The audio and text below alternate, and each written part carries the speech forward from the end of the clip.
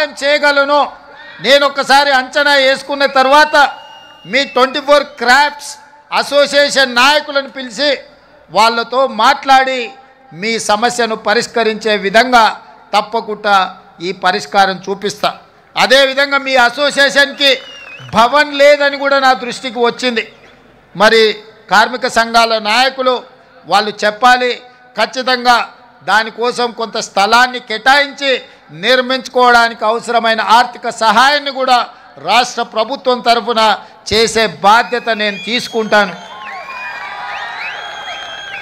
అదేవిధంగా ఫైటర్స్కి సీనియర్ కార్మికుల యొక్క ప్రాక్టీస్కి కొంత స్థలం కేటాయిస్తే బాగుంటుంది అని ఇంకొంతమంది చెప్పారు. తప్పకుండా మీ సూచనను పరిగణలోకి తీసుకొని ఈనాడు మనం నిర్మించుకోబోయే భారత్ ఫ్యూచర్ సిటీలో మీకు కావలసిన వసతులను ఏర్పాటు చేయడానికి రాష్ట్ర ప్రభుత్వం నిర్ణయం తీసుకుంటుంది. అందుకే మిత్రులారా, ఈనాడు ముఖ్యమంత్రిగా కాదు మీ కుటుంబ సభ్యుడిగా నేను ఇక్కడికి వచ్చిన. ఈ ప్రాంతంలో ఉండే సినీ కార్మికుల యొక్క సమస్యల్ని తప్పకుండా రాష్ట్రం ప్రభుత్వం పరిష్కరిస్తుంది. మీ సంఘ నాయకులు చెప్పినారు 10 సంవత్సరాలలో మేము ఏనాడు కూడా ముఖ్యమంత్రి గారిని కలవలేదు అని.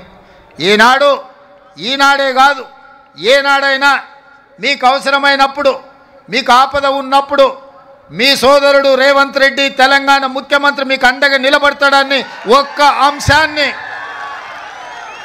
మీరు గుర్తుపెట్టుకోండి. మహాభారతంలో చాలా గొప్ప గొప్ప క్యారెక్టర్స్ ఉన్నాయి, కానీ నాకు నచ్చిన క్యారెక్టర్ కర్ణుడు.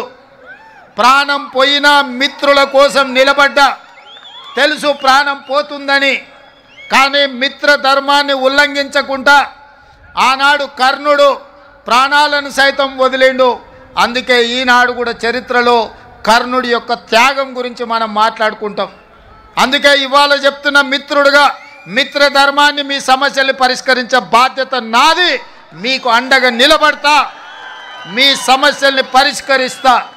మీకందరికీ తెలుసు, నిర్ణయం తీసుకోనంతసేపు నేను ఆలోచన చేస్తా, నిర్ణయం తీసుకున్న తర్వాత అమలు చేస్తే ఇంకా ఆలోచన చెయ్యను. ఈనాడు మీకు అండగా నిలబడాలనే నిర్ణయం తెలంగాణ రాష్ట్ర ప్రభుత్వం తీసుకున్నది.